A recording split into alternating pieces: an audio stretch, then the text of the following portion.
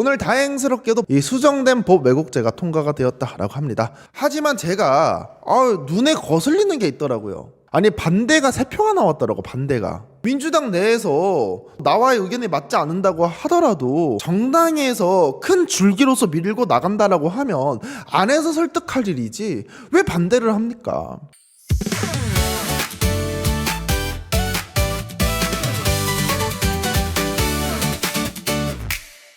법 왜곡죄 통과와 관련된 내용입니다. 오늘 다행스럽게도 이 수정된 법 왜곡죄가 통과가 되었다라고 합니다. 재석 170인 중 찬성 163인, 반대 3인, 기권 4인으로서 형법 일부 개정 법률안 대안에 대한 수정안은 가결되었음을 선포합니다.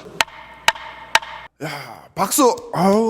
민주당 내에서도 의견이 갈리긴 했지만 한 발자국 더 진보한 방향으로 가지 않았나라고 생각을 합니다, 여러분들. 하지만 제가 눈에 거슬리는 게 있더라고요. 아니 반대가 3표가 나왔더라고. 반대가 민주당 의원이라고 일컬어지는 각상원 의원, 그리고 민주당보다 더 진보당이라고 말하는 손소루 의원께서 반대를 했습니다. 물론 본인 나름대로의 논리는 있겠죠. 뭡니까? 이거 법적으로 남용될 우려가 있어요.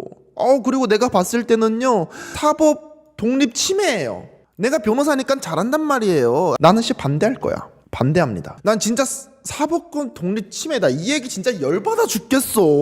국회의원이 잘못했어요. 범죄를 저질렀어요. 어디서 판단받습니까? 법정에 서죠. 그러면 이것도 입법부 독립 침해입니까? 법원에서 국회의원들 판단하는 거 입법부 독립 침해예요?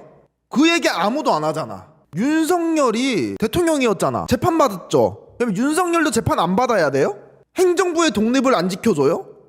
결단 내릴 수도 있지. 행정부의 독립 왜 지켜주지 않습니까? 이런 말 안 하잖아요. 국회의원이 잘못했으면 당연히 법의 판단을 받아야 되는 것이고, 고위 공무원들, 고위 공직자들도 잘못했으면 법의 심판대에 서야 되는 게 맞잖아요. 그러면 사법부 같은 경우에, 법원 같은 경우에 잘못하면 어떻게 해야 됩니까? 국회에서 견제를 해야죠. 사법부가 말도 안 되는 행동을 한다고 하면 사법부 독립을 외칠 것이 아니라 견제를 해야죠. 그러니까 각자의 독립적인 권한을 준 거 아닙니까?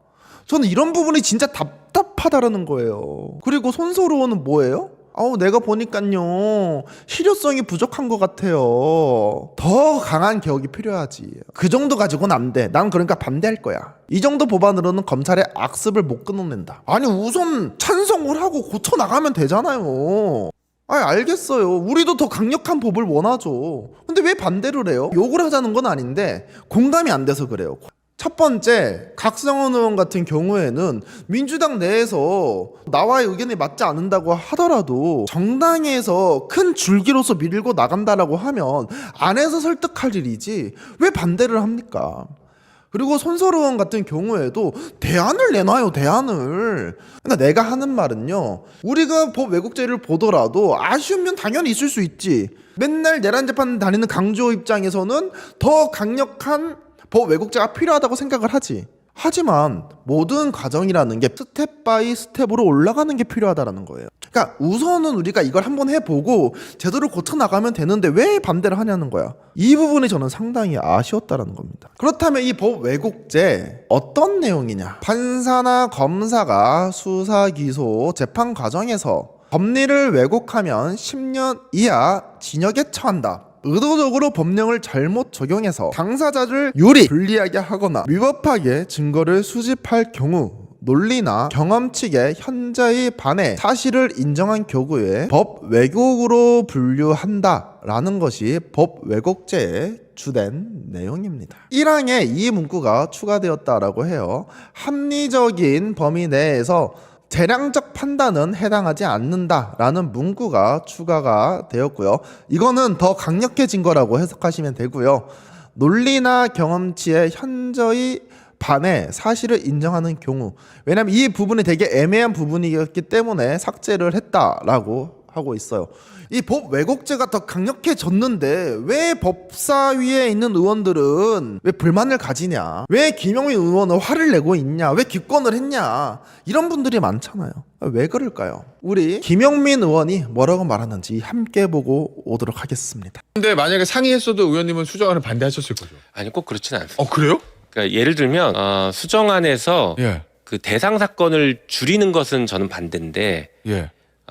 다른 어떤 문구를 추가하거나 아니면 조금 더 명확하게, 지금도 사실 명확하긴 한데 그래도 당 입장에서는 문제 제기들이 있으니 조금 더 명확하게 하자라는 취지의 예. 조정하는 것들에 대해서는 동의할 수 있는 부분들이 있습니다. 그래서 어제 저도 의총에서 발언할 때 예. 이런 것들은 저도 사실 개인적으로 동의할 수 있다. 그런데 왜 사전에 논의를 안 해주고 지금 갑자기 당론으로 한다고 하느냐. 그러면 조금 논의하는 거를 조금만 거쳤어도 법사위도 수용할 수 있는 안들이 만들어졌을 수 있다라고 생각됩니다. 네, 그런데 아까 말씀드린 것처럼 형사사건만을 처벌 대상으로 한다라는 것은 이 법 왜곡죄의 제도적 취지 자체를 완전히 퇴색시킬 수 있어서 예. 바람직하지 않다고 봅니다. 특히나 앞으로 법원의 판사들이 형사재판 다 안 한다고 할 것 같아요. 아 그래요? 형사재판하면 법왜곡죄로 처벌될 가능성이 있고 예. 형사재판을 하지 않으면 법왜곡죄로 처벌되지 않는데 예. 누가 형사재판을 하려고 하겠습니까? 안 그래도 지금도 힘든데요. 저는 딱 김용민 의원의 말씀을 딱 듣고 공감이 갔어요. 첫 번째, 정당 내에서 사실 이 법을 다룰 때 법사위가 가장 잘할 거 아닙니까? 근데 법사위의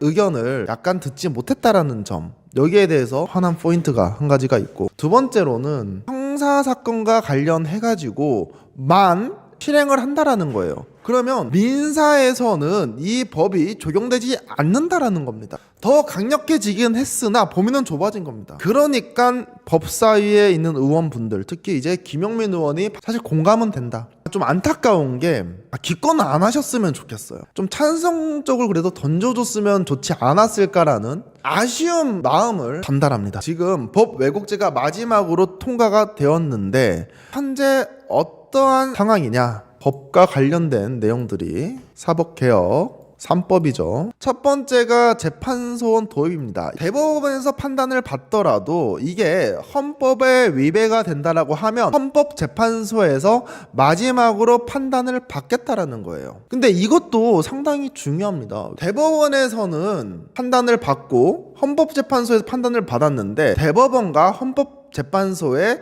의견이 다른 경우가 있습니다. 헌법재판소에서는 위헌이라고 하는데 대법원에서는 유죄를 주는 경우가 있어요. 그러면 우리 한 사람의 시민으로서 이걸 어떻게 판단을 해야 됩니까?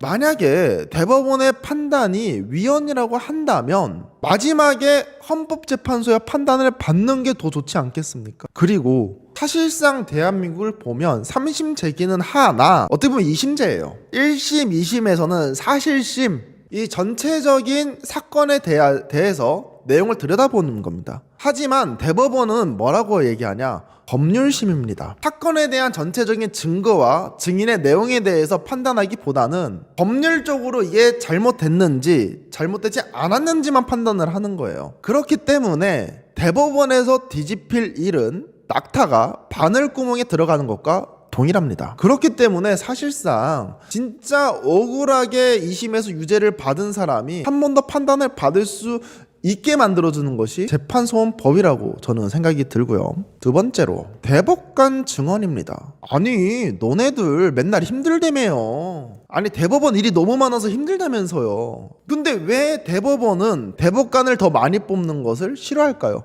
왜 반대할까요? 대법관들이 많아지면 권력을 나눠야 되잖아요. 사람이 많아지면 많아질수록 그 권력은 나눠 갖는 거잖아요. 그러다 보니까 업무가 가중해도 대법관을 늘리는 것 자체를 동의할 수 없는 겁니다. 이거는 명확하게 대법관들이 본인의 권력을 나누기 싫기 때문에 이러한 반발이 있다라고 보는 겁니다.